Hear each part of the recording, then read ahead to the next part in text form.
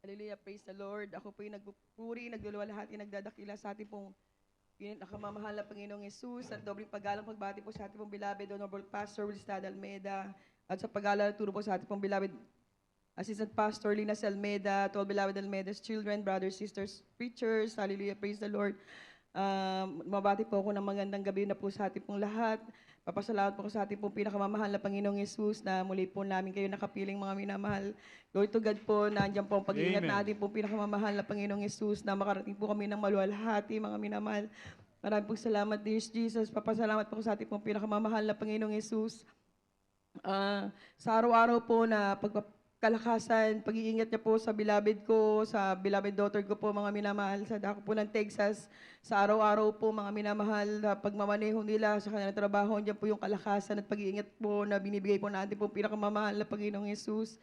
Pasalamat din po ako sa ating pong pinakamamahal na Panginoong Yesus sa pagkakataon po na ito na muli po ako magpasalamat sa Kanya. Hallelujah. Di man po ako karapat-dapat. Hallelujah. Praise the Lord. Pasalamat din po ako sa ating pong pinakamamahal na Panginoong Yesus. Nung 9th year anniversary po sa dako po ng Texas, mga minamahal, tatlo pong kaluluwa ang nabautismuhan po, mga minamahal. Hallelujah. Praise the Lord. Praise the Lord. Andiyan po na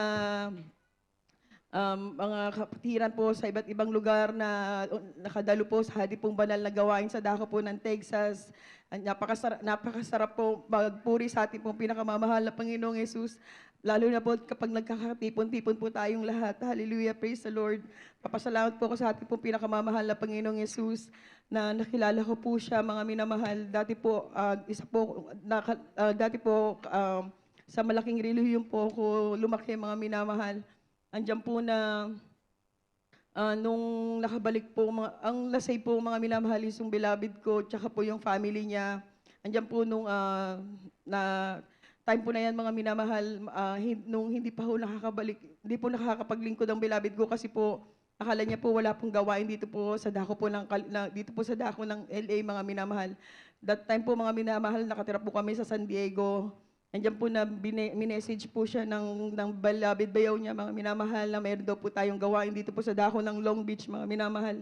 Andiyan po hinanap po ng beloved ko yan, mga minamahal, pinuntahan niya po yan para maka-attend po siya ng ating pong banal na gawain. Bago po yan, mga minamahal, andiyan po marami pong pagsubok na dumating po sa buhay namin, sa buhay po ng beloved ko, mga minamahal.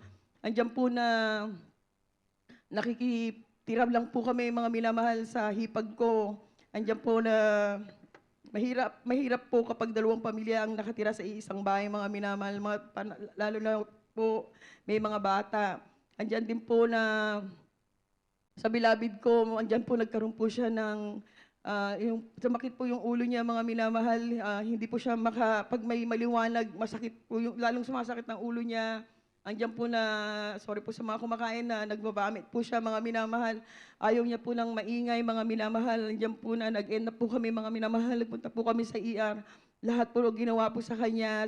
In-MRI po siya, mga minamahal. Andiyan din po, mga minamahal, na binigyan po siya ng mga gamot pero hindi po nawala yung sakit, mga minamahal. Andiyan din po na kapag andiyan po na sumumpong po yung sakit niya sa likod, mga minamahal, para po siyang bata na gumagapang po siya paatras, mga minamahal, para po makababa po siya sa kama.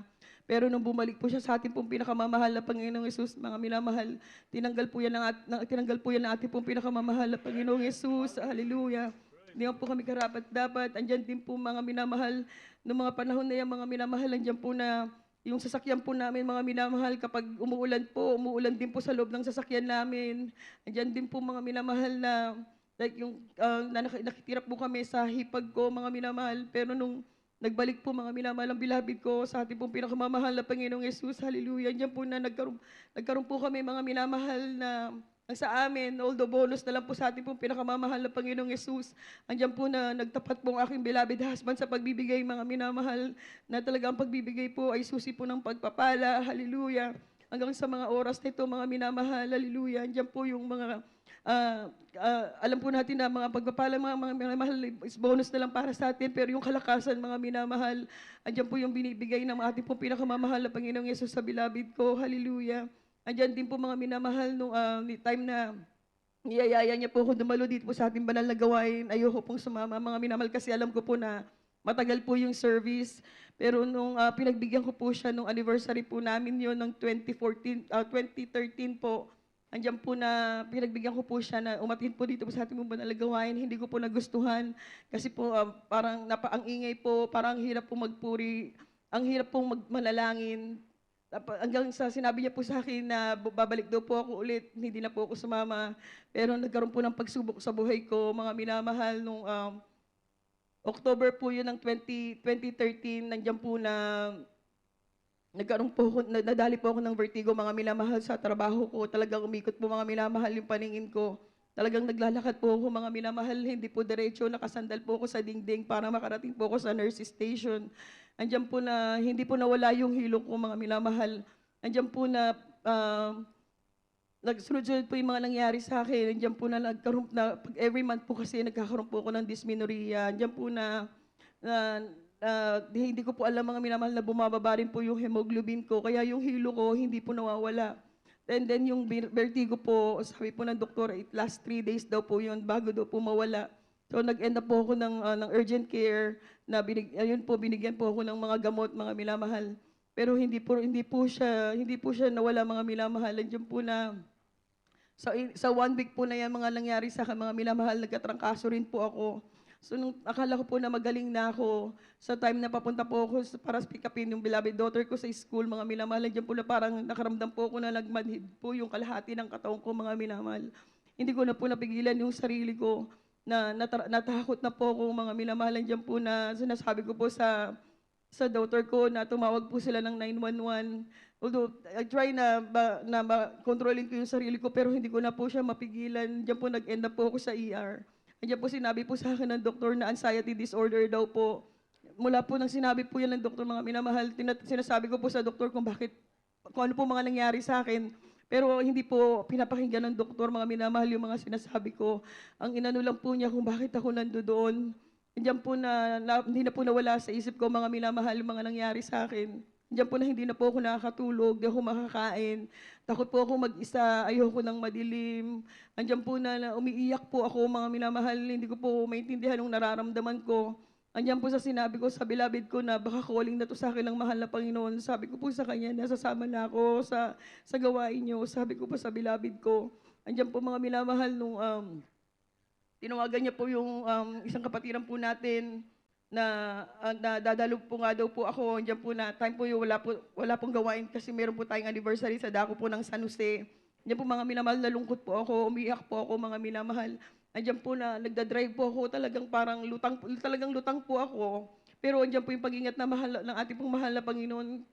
Andiyan po kasi na hindi ko po alam, nagda-drive ako na wala na po pula gas yung sasakyan namin. Andiyan po na napatingin na lang po ako sa left side na andiyan po may gasoline station. Tapos tinignan ko po yung gas na measuring daw wala na po pala akong gas. So andiyan po yung pag-iingat ng ating pong pinakamamahal na Panginoong Yesus sa paalaala niya, mga minamahal. Andiyan sa nakadalo po kami, mga minamahal. Andiyan po yung kagalahan ko, mga minamahal, na makadalo po dito po sa ating pong banal na gawain. Andiyan po na nakaramdam po ako, mga minamahal, na parang kinikilabutan po ako, na nanginginig po ako. Hindi ko po maintindihan, mga minamahal. Iyon na pa pala, mahal na Panginoon, mahal minamahal ang presensya ng mahal na Panginoon. Amen. Hallelujah. Mula po noon, mga minamahal, nagpatuloy po akong dumalo. Kahit Sunday lang po, andiyan po na talagang hindi ko na po iniisip, mga minamahal, kung matatanggal ako sa trabaho. Pero andiyan po, gumagawa po ng kaparaanan ng ating pong pinakamamahal na Panginoong Yesus. Talagang may nagko-cover up po sa akin, mga minamahal. Hanggang sa yung po, mga minamahal, sinabi ko po na kapag may nagsabi po sa akin na magpabautismo po ako. At nung araw po na yan, mga minamahal, may bumulong po sa akin, isang sister po, mga minamahal, sabi niya sa akin na, "Sister, magpabautismo ka na." Kaya sabi ko, talagang walang imposible sa mahal na Panginoon. Kaya nag-oo po kagad ako, mga minamahal. Tiyanggap ko po ang bautismo sa tubig sa pangalan po natin pong pinakamamahal na Panginoong Yesus. Sa unat dalangin po natin pong beloved Honorable Pastor Willis Almeida. Hanggang sa mga oras ito, mga minamahal, hindi ako karapat-dapat.